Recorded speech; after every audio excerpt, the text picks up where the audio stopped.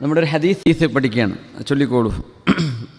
അൻ അബീ ഹുറൈറ റളിയല്ലാഹു അൻഹു അന്ന റസൂലല്ലാഹി സ്വല്ലല്ലാഹു അലൈഹി വസല്ലം ഖാൽ ഇന്നല്ലാഹ യഗാറു വഗീറത്തുല്ലാഹി അൻ യഅ്തിയൽ മുഅ്മിനു മാ ഹറമല്ലാഹ്.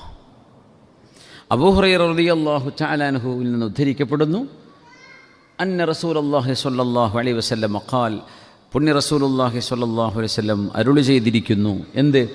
ഇന്നല്ലാഹ യഗാർ, അള്ളാഹുവിന് ആത്മരോഷമുണ്ടാകുന്നുണ്ട്. ഗീറത്ത്, ആത്മരോഷം. വഗീറത്തുല്ലാഹ്, അള്ളാഹുവിന് ആത്മരോഷമുണ്ടാകുന്ന വിഷയം അൻ യഅ്തിയൽ മുഅ്മിനു മാ ഹറമല്ലാഹ്. അള്ളാഹിൻ്റെ ആളുകളാണ്, മുഅ്മിനീങ്ങളാണ് എന്ന് പറയുന്നവർ ശറയിൽ ഹറാമായൊരു കാര്യമാണെന്നറിഞ്ഞിട്ട് ആ കാര്യം ചെയ്യുന്നത് അള്ളാഹുവിന് രോഷമുണ്ടാക്കുന്നുണ്ട്. അതുകൊണ്ട് അള്ളാഹുവിൻ്റെ കോപം വരും, ശ്രദ്ധിക്കണം എന്നാണ് പറയുന്നത്.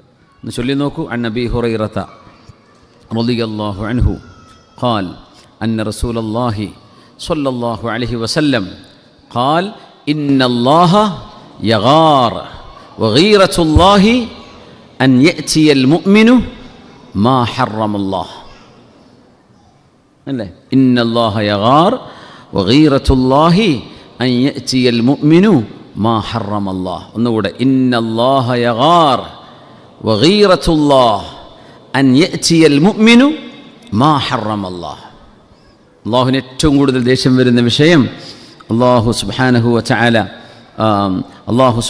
വ തആല ഹറാമാക്കിയത് ഒരു മനുഷ്യൻ ചെയ്യുന്നിടത്താണ് അള്ളാഹുവിൻ്റെ കോപം. അതുകൊണ്ട് അള്ളാഹുവിൻ്റെ കോപത്തെ പേടിക്കണം എന്ന് പരിശുദ്ധ റസൂലുള്ളാഹി സ്വല്ലല്ലാഹു അലൈഹി വസല്ലം.